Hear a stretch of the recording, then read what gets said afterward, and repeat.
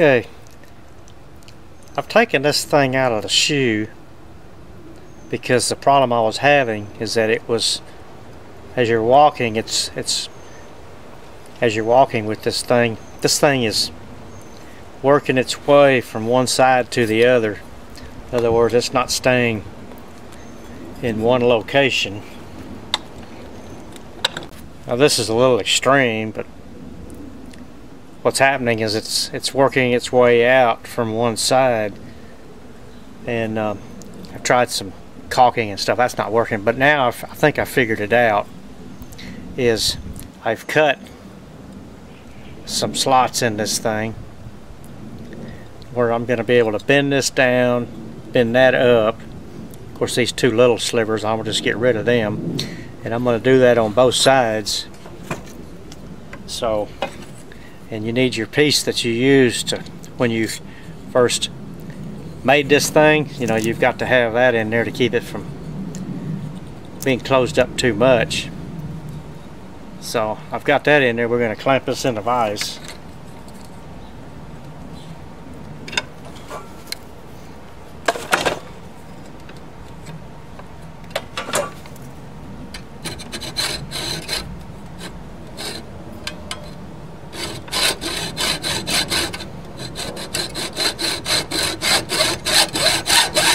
And I'm assuming that we don't have to do too much. It's just to keep it from walking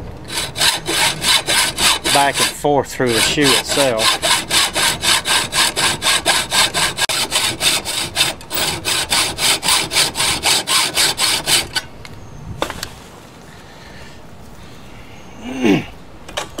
And before you put it in the shoe, you want to bend this one side down first. And one thing you need to do is you need to make it a little longer than the shoe, even if it's too long. And once you get it back in the shoe, after these things are bent over, you can always, you know, copper's pretty soft anyway. You can find different things to cut it. But in the meantime, get these bent over, so at least we'll have one side done.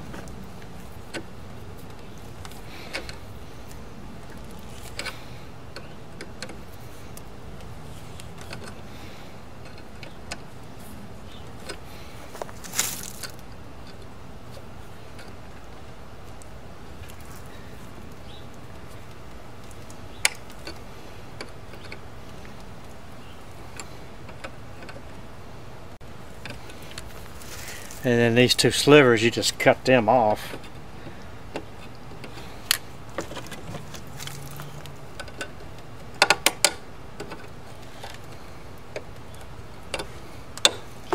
And then we take a file and just kind of file everything down to where it's no sharp edges. These edges, you know, the corners, these little slivers, we cut off everything.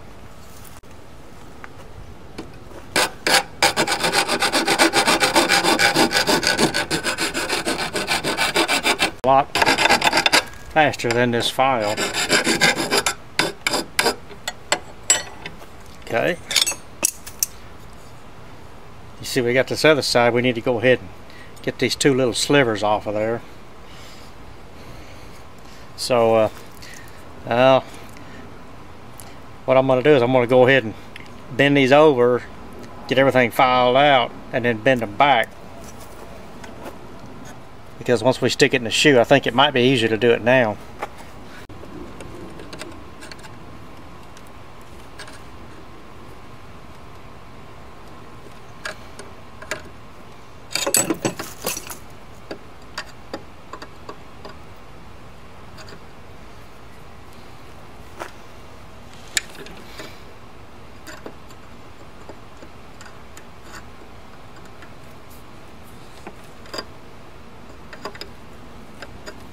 Okay, get all these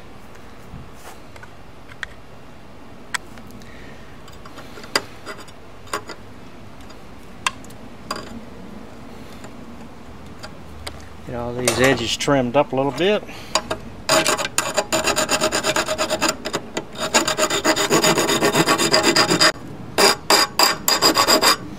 Alrighty, bend these back.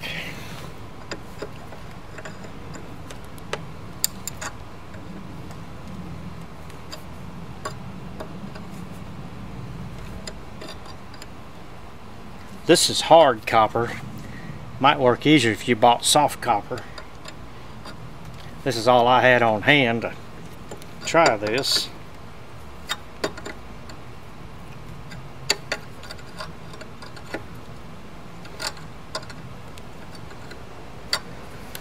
Okay, probably what I might do is put some tape on here, keep it from grabbing the shoe on going through there.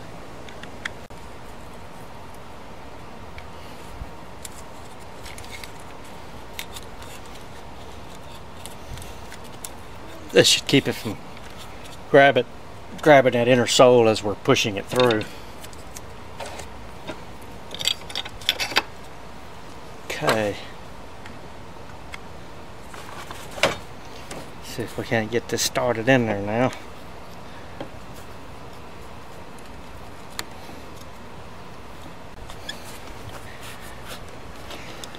There it comes. Okay, good deal. Got that one through there. See this side. See, and what we'll do is we'll just put some white paint or something on that so this will kind of just blend in. I mean, it's good. Top of it's going to be hidden anyway because of the brace. The bottom of it will be the only thing showing, which I really don't think it's going to show much anyway. Well, I got as much as I can off of there. See if we can't get this thing bent over.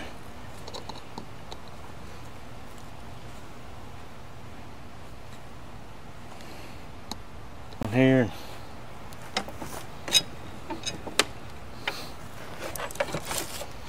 beat this down flat.